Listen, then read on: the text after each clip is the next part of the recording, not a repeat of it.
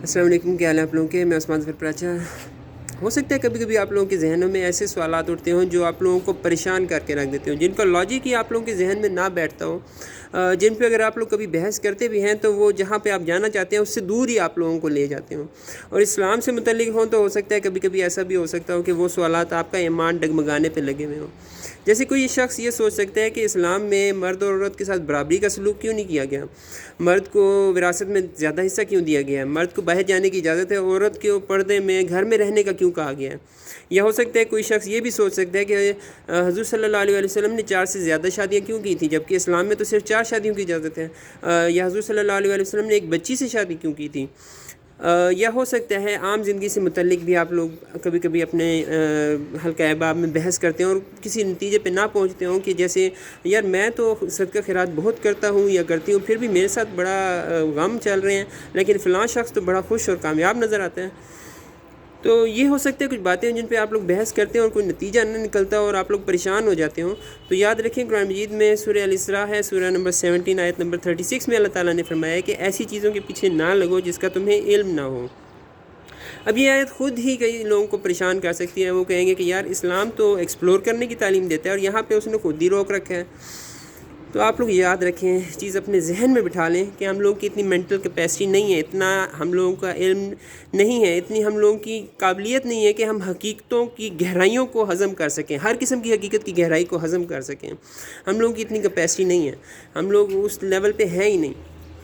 اس کی میں آپ لوگوں کو اگزامپل دوں گا۔ یہ مورگن ہوسل کی بک ہے، psychology of money, one of the best sellers میں سے ہے، اور اس کی لگ بھگ 20 لاکھ سے زیادہ کاپیاں سیل ہو چکی ہیں۔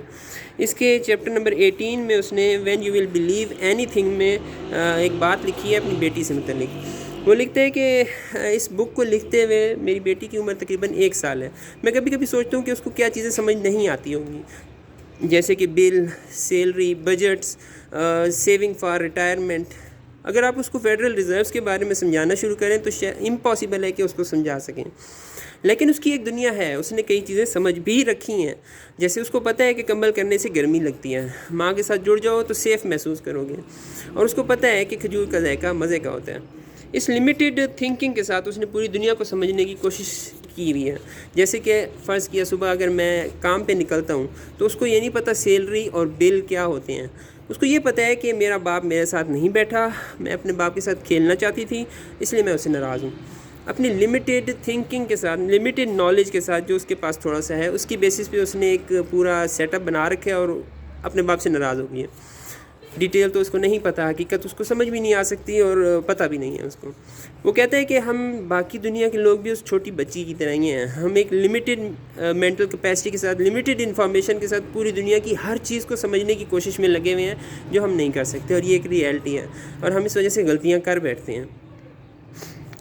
یہ بات تو ہے کہ ہم لوگ ہر چیز نہیں سمجھ سکتے۔ میں آپ لوگوں کو ایک چھوٹی سی کہانی سناتا ہوں۔ ایک شہر تھا اور اس میں ایک بڑا سمجھدار شخص رہتا تھا۔ اس کا ایک فارم تھا اور اس میں گائے بھینسیں اس نے رکھی ہوئی تھیں، دودھ وغیرہ کا کاروبار وغیرہ کرتا تھا۔ ایک دفعہ ان کے بچڑے پیدا ہوئے فارم پہ۔ وہ اپنے چھوٹے بچوں کو لے گیا، 6-7 سال کے بچے تھے، اور ان سے کہا کہ دیکھو وہاں پہ بچڑا پیدا ہوا ہے۔ وہ دکھانے لے گیا گائے کے بچے، خود کہیں چلا گیا۔ جب واپس آیا تو دیکھا کہ وہ بچے آپس میں کیا بحث کر رہے ہیں، یہ بچڑا پیدا کیسے ہوا ہوگا۔ پیدا ہونے پہ وہ، آپ خود سوچیں، بحث کر رہے ہیں، اور وہ سمجھ سکتے ہیں وہ چھوٹے 5-6-7 سال کے بچے کہ یہ پیدا کیسے ہوا ہے۔ تو اسی وجہ سے سمجھدار شخص نے ان سے کہا کہ خبردار، یہ باتیں نہیں کرنی، جس چیز کا تمہیں علم نہیں ہے وہ بات نہیں کرنی تم لوگوں نے۔ یہی بات ہے، مینٹل کیپیسٹی نہیں ہے ان بچوں کی، وہ نہیں برداشت کر سکتے کس طرح کی حقیقت چل رہی ہے پیچھے۔ اس سمجھدار شخص نے ان سے کہا کہ تمہیں بچڑے دکھا دیے ہیں، یہ اچھے ہیں، تم انہیں دیکھو، ان کے ساتھ کھیلو، خوش ہو، بس وہ بات نہ کرو جس کا تمہیں علم نہیں ہے۔ ہاں، آپ لوگ ایک کام کر سکتے ہیں کہ اپنے علم کو بڑھائیں، جتنا ہو سکتا ہے بڑھائیں، قرآن مجید، حدیث پر غور کریں، سمجھیں، سیکھیں، علم والوں کے ساتھ اٹھنا بیٹھنا شروع کر دیں۔ آپ لوگوں کو علم امپروو ہوگا، اور یہ بھی امپروومنٹ آئے گی کہ کہاں تک آپ لوگوں نے جانا ہے، اس سے آگے آپ لوگوں نے نہیں جانا۔ آپ لوگوں کا ایمان امپروو ہوگا۔ ایک چیز یاد رکھیں، اس پوری انسانیت کی ہسٹری میں ایک ہی شخصیت ایسی ہے جو حقیقتوں کی نشانیوں کی، اللہ تعالیٰ کی بنائی ہوئی نشانیوں کی گہرائیوں تک جانے کی قابلیت رکھتی تھی۔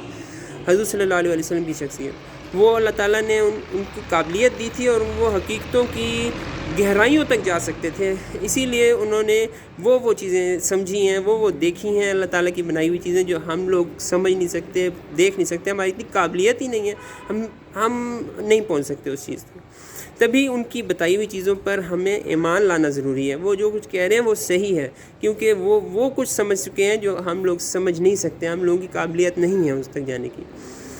اللہ تعالیٰ ہم لوگوں کو نیک بنا دے، قرآن مجید اور حدیث پر غور کرنے والا اور اس پر چلنے والا بنا دے، علم والوں کے ساتھ اٹھنے بیٹھنے کی صلاحیت دے، اور کوشش کریں کہ ہم لوگ زیادہ سے زیادہ علم والوں کے ساتھ اٹھیں بیٹھیں۔ آمین، جزاکم اللہ خیر۔